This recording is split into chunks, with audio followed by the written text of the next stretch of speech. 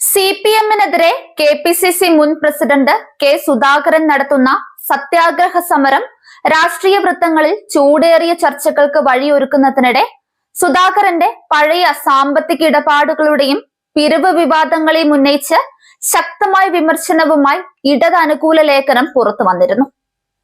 CPM-നെതിരായ ആരോപണങ്ങൾ ഉന്നയിക്കുന്നതിന് മുൻപ് സ്വന്തം പാർട്ടിയുടെ പഴയ കാലവും നേതാക്കളോട് ബന്ധപ്പെട്ട ആരോപണങ്ങളും വ്യക്തമാക്കേണ്ടതുണ്ടെന്നാണ് വിമർശനത്തിന്റെ കേന്ദ്രബിന്ദു.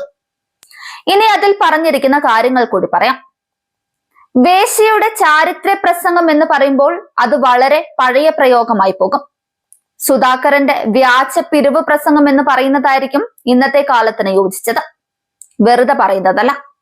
ഇന്ന് CPM-ന്റെ അപജയങ്ങളെ പറ്റി നാട്ടുകാരെ ബോധ്യപ്പെടുത്താൻ നടത്തുന്ന സുധാകരന്റെ സത്യാഗ്രഹ സമരത്തിന്റെ വാർത്ത കേട്ടപ്പോൾ വേറെ എന്താ പറയുക?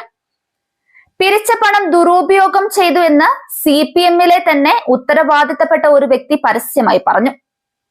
അതിനെ തുടർന്ന് BJP-ക്കാർ ഇന്നലെ വലിയ പ്രകടനവും ബഹളവും ഒക്കെ അവിടെ നടത്തി.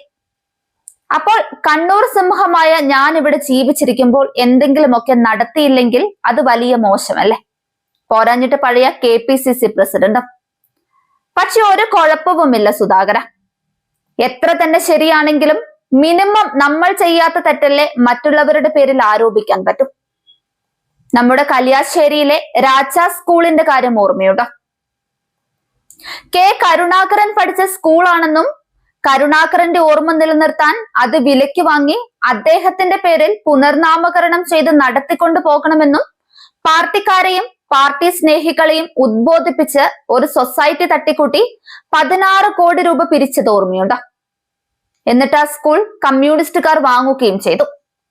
ഈ അണ്ടകടാഹം മുഴുവൻ നടന്നു പിരിച്ച 16 കോടി രൂപയുടെ കണക്ക് എവിടെയെങ്കിലും സുധാകരൻ പറഞ്ഞിട്ടുണ്ടോ? അതുപോട്ടെ, പണ്ട് പറഞ്ഞില്ലെങ്കിൽ സാരമില്ല, ഇപ്പൊ പറയാൻ സാധിക്കുമോ? ഈ 16 കോടി രൂപയും അന്ന് മുതലുള്ള ബാങ്ക് പലിശയും ആരെങ്കിലും ഒരാളെ ബോധ്യപ്പെടുത്താൻ പറ്റുമോ? അന്നത്തെ DCC പ്രസിഡന്റ് P രാമകൃഷ്ണൻ അതുമായി ബന്ധപ്പെട്ടുണ്ടാക്കിയ ആരോപണത്തോളം വരുമോ ഇപ്പോൾ CPM-നുള്ളിൽ കുഞ്ഞികൃഷ്ണൻ പറഞ്ഞ ആരോപണം? അങ്ങനെ സാധിക്കാത്ത സുധാകരനാണ് ഇപ്പോൾ മാർക്സിസ്റ്റ് പാർട്ടിയുടെ ചെയ്ത്തുദോഷത്തെ പറ്റി സമരം ചെയ്യാൻ പോകുന്നത്. രാജ സ്കൂളിന്റെ കാര്യം പോട്ടെ, നമ്മുടെ DCC ഓഫീസിന് വേണ്ടി കുറെ പണം പിരിച്ചിട്ടുണ്ടായിരുന്നല്ലോ. എന്നിട്ട് DCC ഓഫീസിന്റെ പണി പൂർത്തിയായുമില്ല. എത്ര പ്രാവശ്യം DCC ഓഫീസിന്റെ പേരിൽ പണം പിരിച്ചു? അതിന്റെ കണക്ക് സുധാകരൻ അല്ലാണ്ട് ഈ ഭൂമി മലയാളത്തിൽ വേറെ ആർക്കെങ്കിലും അറിയാമോ?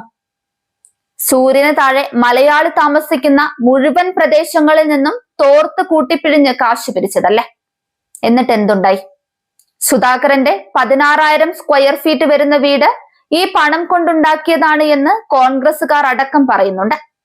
പക്ഷെ ഞങ്ങളത് വിശ്വസിക്കുന്നില്ല.